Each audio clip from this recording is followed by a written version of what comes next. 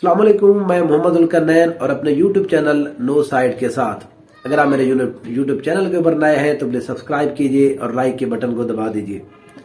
ननकाना साहब के पहला हम एक फेज कर चुके थे जिसमें मैंने बताया था यहाँ पर कौन कौन से कैंडिडेट्स हैं और पिछली दफा कौन जीता था, इलाका कौन सा है, कौन सी सीट के ऊपर ये लड़ रहे हैं। ये सारी चीजें हमारी हो चुकी है। अब हम बात करते हैं वहां पर ग्राउंड के ऊपर क्या हो रहा है, यहाँ पर किसको यहाँ पर अब सबकत हासिल है और कैंपेन किसकी ज्यादा अच्छी और बेहतर चल रही है।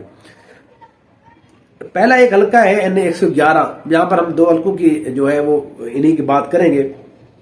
ये शाहकोट और ये शांगला, ये एरिया जो है सांगला हिल, ये यहाँ पर पाकिस्तान मुस्लिम लीग नून के पिछली दफा जनाब चौधरी बरजीस ताहिर साहब यहाँ से मुंतखब हुए। 13 में भी जीते थे, पिछली दफा भी जीते थे। तो उनका मुस्लिम लीग नून का इस सीट के ऊपर एक अच्छा खासा होल्ड है, उनकी गिरफ्त है। लेकिन पिछली दफा पहली दफा बरजीस ताहिर साहब को लगा कि ये सीट उनसे जा सकती है, लेकिन उस चीज को कवर करने के लिए उनके पास वो हुकूमत भी नहीं थी, ना पंजाब के अंदर थी मुस्लिम लीग नून की हुकूमत, ना वफाक के अंदर मौजूद थी। तो वो जो इनको खतरा लगा था, वो खतरा लगते लगते अब इस इलेक्शन के अंदर बदस्तूर वो खतरा जो है इनके लिए बड़ा वबाल जान बना हुआ है सियासी तौर के ऊपर। यहाँ पर पाकिस्तान तहरीक इंसाफ ने अरशद महमूद शाही को इस दफा टिकट जारी किया है। अरशद महमूद शाही के साथ साथ यहाँ पर जो है पिछली दफा जो इलेक्शन था उसके अंदर तकरीबन 69,000 समथिंग वोट लिए थे। यहाँ पर तारिक महमूद बाजवा ने आजाद हैसियत में मुकाबला असल में यहाँ पर तारिक महमूद बाजवा और यहाँ पर बरजीस ताहिर के दरमियान हुआ था। पाकिस्तान तहरीक इंसाफ यहाँ पर तीसरे नंबर पर मौजूद थी। तारिक महमूद बाजवा 2022 के अंदर PTI के अंदर शामिल हो चुके थे। शाम कुरैशी से उनकी मुलाकात भी हुई थी, उसके बाद वो भी इस सीट के ऊपर एक उम्मीदवार थे। लेकिन आखिर में पाकिस्तान तहरीक इंसाफ ने यहाँ पर जो टिकट है वो अरशद महमूद शाही को जारी किया।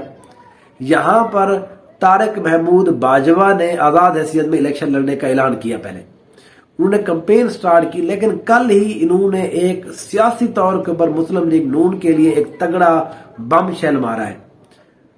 तारिक महमूद बाजवा जो 70,000 पर्सनल वोट बैंक के साथ इस इलेक्शन के अंदर पिछली दफा भी थे, इस दफा भी मौजूद थे, उन्होंने इलेक्शन से दस्तबरदारी का ऐलान किया और उन्होंने दस्तबरदारी का ऐलान किया है पाकिस्तान तहरीक इंसाफ के जो उम्मीदवार हैं जनाब अरशद महमूद शाही के हक में। यहां पर मैंने आपको पहले भी बताया जो बुनियादी फर्क था वो सिर्फ और सिर्फ यहां तारिक महमूद बाजवा थे।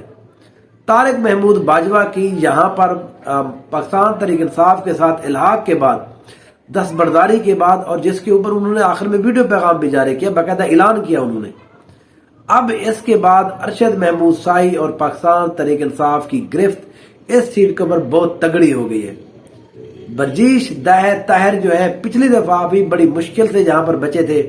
अब के बाद मेरा अपना एनालिसिस ये है कि इस सीट के ऊपर उनका बचना मुश्किल है।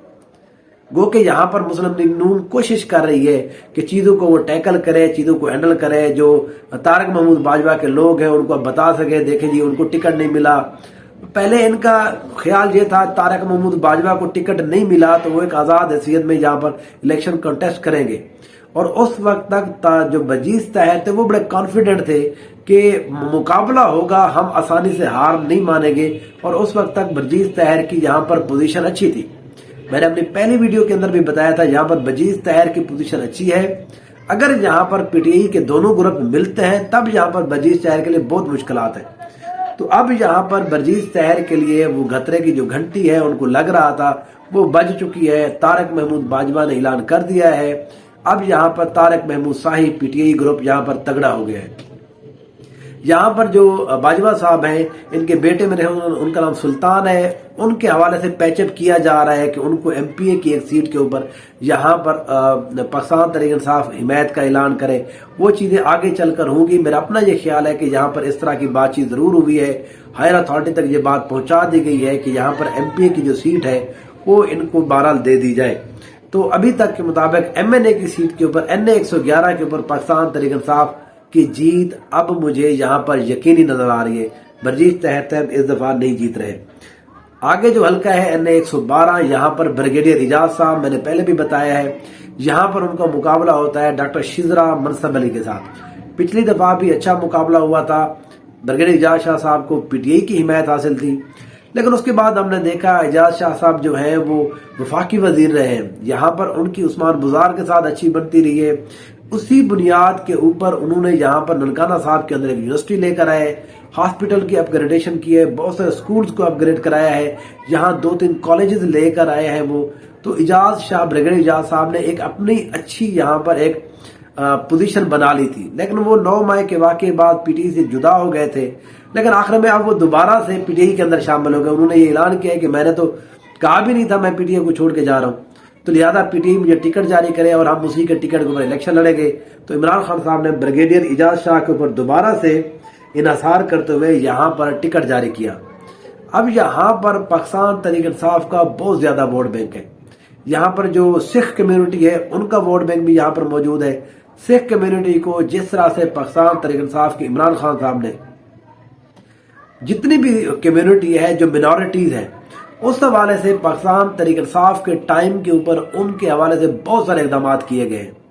یہاں پر ننکانہ صاحب یونیورسٹی جو ہے وہ انہی کے نام سے جاری کی گئی، ان کا نام وہی رکھا گیا۔